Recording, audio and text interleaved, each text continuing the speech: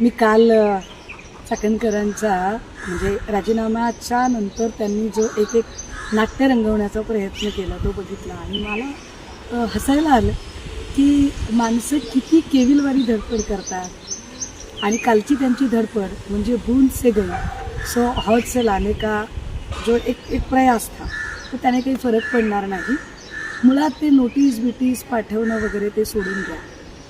तुमच्या डोक्यावर अटकेची टांगती तलवार आहे त्याचा विचार करा.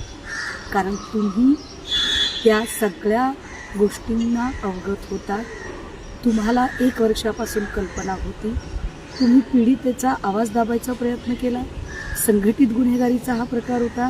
त्यामुळे तुमची नार्कोटेस्ट झाली पाहिजे आणि तुमची अटक होणं गरजेचं आहे. या मागणीवर मी ठाम आहे. सगळ्यात महत्त्वाचं गोष्ट ही काल राजीनाम्याचे निर्देश गृहमंत्र्यांनी दिले. खरं तर सुनेत्रा वहिनींनी ती हस्तक्षेपाची वेळच येऊ द्यायला नाही पाहिजे होती. सुनेत्रा वहिनींना नेतृत्वातला खमकेपणा दाखवण्याची काल एक संधी होती. ती संधी त्यांनी दवडली. असो, मात्र आता तरी अजितदादा कधीही गंडेदोरे करणारे नव्हते. अजितदादांनी कधीही भोंदूगिरीला थारा दिला नाही.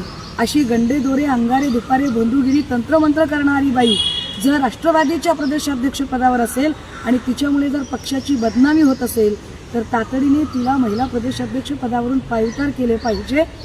अन्यथा जर ते करणं होत नसेल तर आम्ही अजितदादांचा वारसा जपणारे आहोत असे कृपया सांगू नका.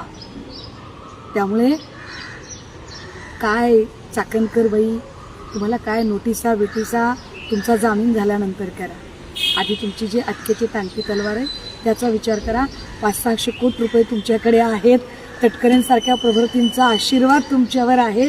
त्यामुळे माझ्यासारख्या सडाफटीन चळवळीतल्या माणसाला तुम्ही धमकावण्याचा नक्की प्रयत्न कराल.